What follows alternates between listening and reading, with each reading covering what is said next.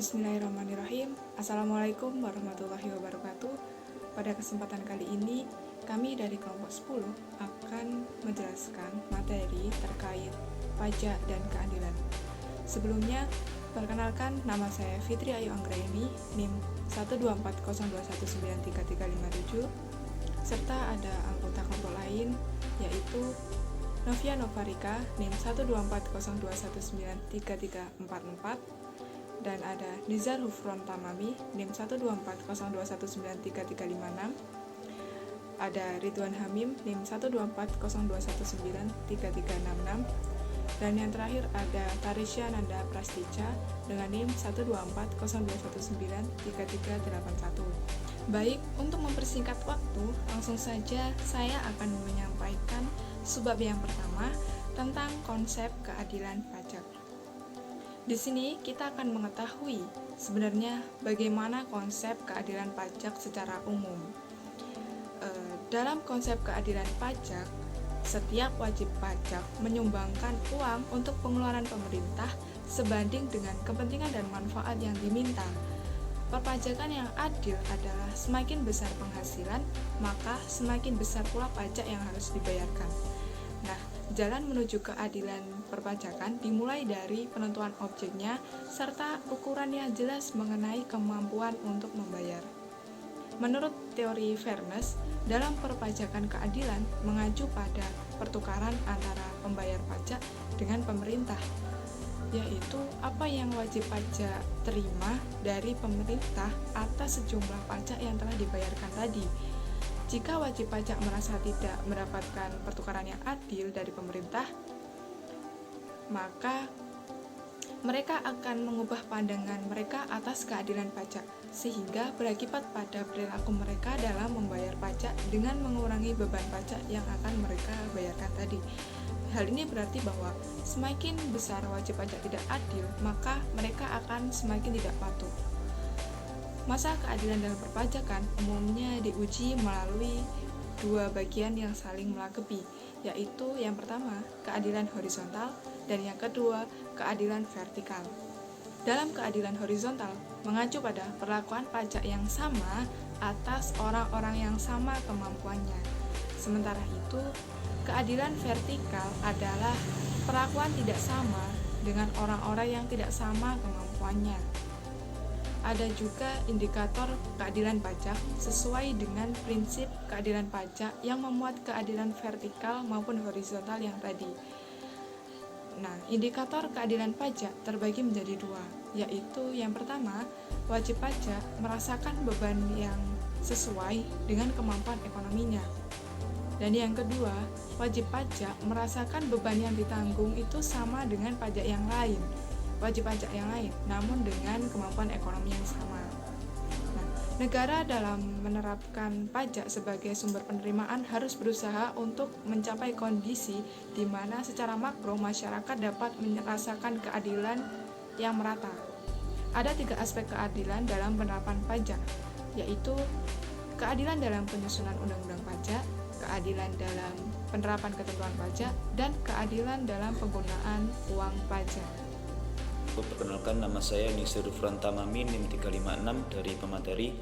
Di sini saya akan melanjutkan materi pada pertemuan kali ini mengenai menentukan persamaan atau equality di antara individu.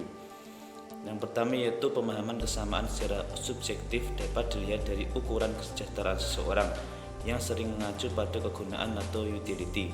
Kegunaan sendiri adalah subjektif tergantung ada nilai orang per orang yang berbeda-beda.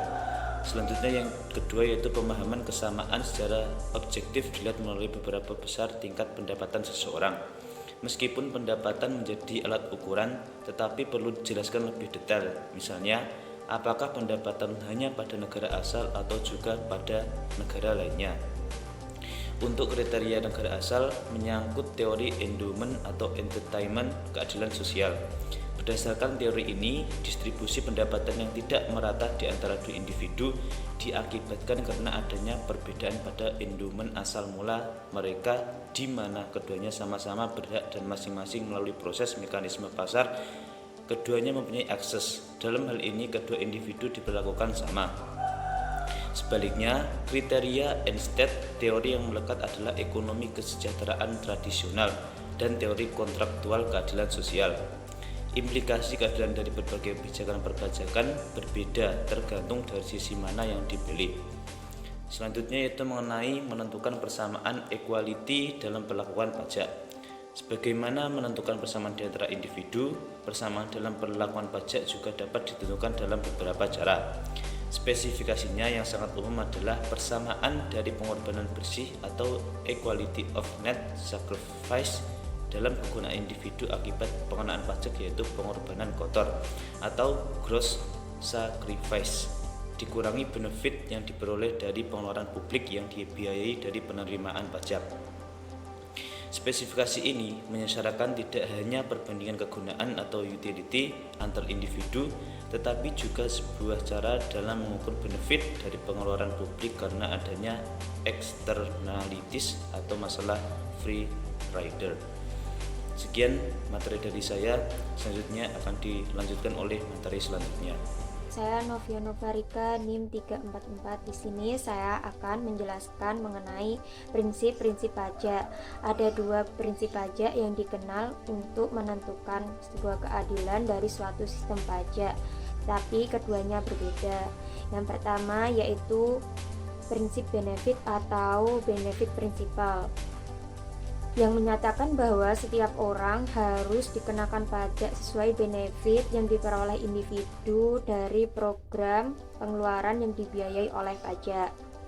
Prinsip ini konsisten dengan keadilan horizontal dan keadilan vertikal, karena individu menerima benefit yang sama atau berbeda akan dikenakan pajak yang sama atau berbeda. Dalam hal-hal tertentu, prinsip benefit bertindak sebagai arah untuk mengidentifikasi sumber-sumber yang wajar, pantas, adil dalam pembiayaan program pengeluaran yang ditargetkan secara khusus, misalnya pembiayaan kepada pengguna atau user fees. Kedua yaitu prinsip kesanggupan membayar pajak yang biasa dikenal sebagai ability to pay principle, di mana setiap individu harus dikenakan pajak sesuai dengan kemampuannya menanggung beban pajak. Jelaslah prinsip ini juga konsisten dengan kedua prinsip, yaitu prinsip keadilan horizontal dan prinsip keadilan vertikal, dan dalam waktu yang sama prinsip ini juga mengikat antara kebijakan pajak dan kebijakan pengeluaran. Nama saya Ridwan Hamim dari pemateri akan melanjutkan materi tentang keadilan sebagai redistribusi. Upaya positif yang mungkin memberikan pengertian keadilan secara konkret adalah memahaminya hanya ke dalam konteks redistribusi penghasilan, kekayaan, dan atau variabel internis lainnya. Oleh karena itu, pajak dinyatakan adil apabila tingkat ketidakadilan distribusi penghasilan atau kekayaan dalam situasi setelah pengenaan pajak lebih rendah daripada sebelum keadaan dikenakan pajak. Diperlukan indeks atau petunjuk yang dapat mengukur tingkat ketidakadilan dari interpretasi keadilan di atas. Indeks yang banyak digunakan adalah Gini coefficient dengan kecenderungan positif atau deskriptif yang secara implisit menunjukkan ukuran tingkat pendapatan yang berbeda-beda, serta indeks lainnya adalah Atkinson Index yang secara implisit normatif. Saya Tarisha Nanda, NIM 381 akan melanjutkan materi yaitu tentang Gini coefficient. Gini coefficient adalah suatu metode pengukuran ketimpangan penghasilan secara nasional maupun secara global. Meskipun telah diterapkan oleh berbagai negara, tidak berarti cara ini benar-benar menunjukkan hasil yang akurat. Gini coefficient dari suatu distribusi pendapatan tertentu dihitung sebesar setengah dari rata-rata perbedaan absolut. Dalam hal ini, kurva Lorenz dapat menggambarkan hubungan antara persentasi pendapatan dengan persentasi individu. Indeks Gini juga seringkali dipresentasikan dengan kurva Lorenz yang menunjukkan distribusi penghasilan atau harta kekayaan. Dari kurva tersebut dapat diketahui bahwa sumbu horizontal kurva Lorenz menggambarkan persentase jumlah populasi. menurut pendapatannya. Adapun sumbu vertikal nyatakan persentase pendapatan kumulatif. Garis diagonal di tengah disebut garis kemerataan sempurna apabila distribusi pendapatan seluruhnya adil bagi setiap individu. Semakin jauh jarak garis kurva Lorenz dari garis diagonal, maka semakin tinggi tingkat ketidakmerataannya. Sebaliknya, semakin dekat jarak kurva Lorenz dari garis diagonal, semakin tinggi tingkat pemerataan distribusi pendapatannya. Koefisien Gini merupakan rasio dari daerah di atas kurva Lorenz atau daerah A dengan daerah di bawah garis diagonal atau daerah A plus daerah B. Dari uraian tersebut dapat disimpulkan bahwa distribusi penghasilan semakin merata jika nilai koefisien Gini mendekati 0.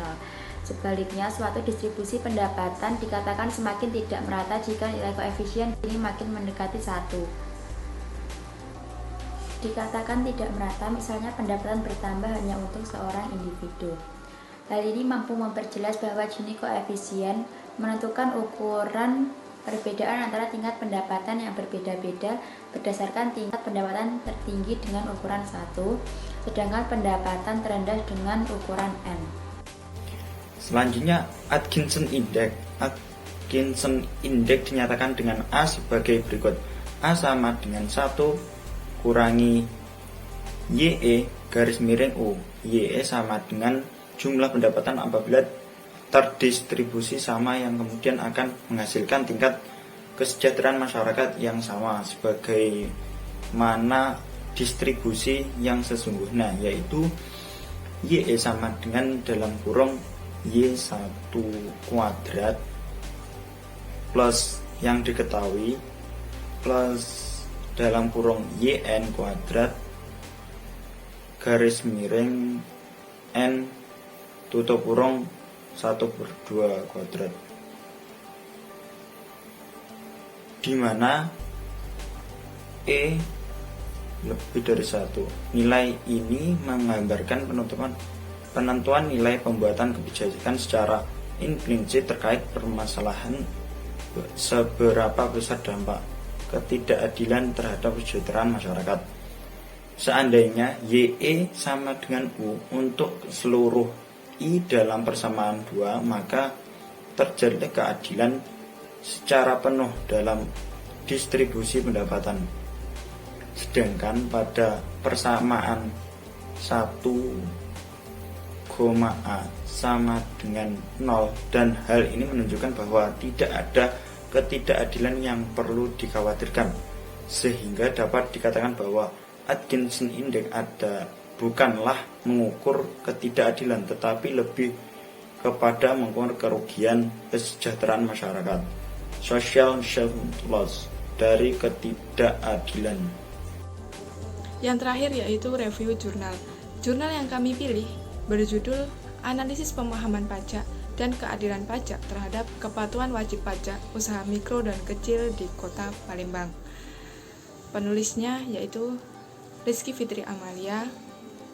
Nama jurnalnya Riset dan Jurnal Akuntansi, volume 4 nomor 2 tahun 2020. Dalam jurnal ini disebutkan bahwa tujuan penelitian untuk menentukan apakah keadilan pajak dan pemahaman terhadap pajak bisa mempengaruhi kepatuhan pajak usaha mikro dan kecil di Kota Palembang. Sehingga variabel penelitian yang digunakan adalah keadilan wajib pajak, pemahaman perpajakan, dan kepatuhan wajib pajak UMKM. Alat penelitian yang digunakan yaitu SPSS versi 21 dengan menggunakan analisis regresi linear berganda. Dalam penelitian ini menghasilkan sebuah penelitian yaitu 1. Keadilan tidak berpengaruh terhadap kepatuhan wajib pajak usaha mikro dan kecil. Hal ini didukung dengan hasil dari uji T keadilan pajak yang menunjukkan tingkat signifikansi 0,271 lebih besar dari 0,05. Dan yang kedua adalah pemahaman perpajakan berpengaruh terhadap kepatuhan wajib pajak usaha mikro dan kecil. Hal ini didukung dengan hasil uji T pemahaman perpajakan yang menunjukkan tingkat signifikansi 0,000 kurang dari 0,05. Alhamdulillah semua materi sudah tersampaikan oleh pemateri. Saya mewakili kelompok 10 memohon maaf apabila ada kesalahan dalam tutur kata dan terima kasih atas perhatiannya. Semoga apa yang kita pelajari hari ini bisa bermanfaat bagi kita semua. Wassalamualaikum warahmatullahi wabarakatuh.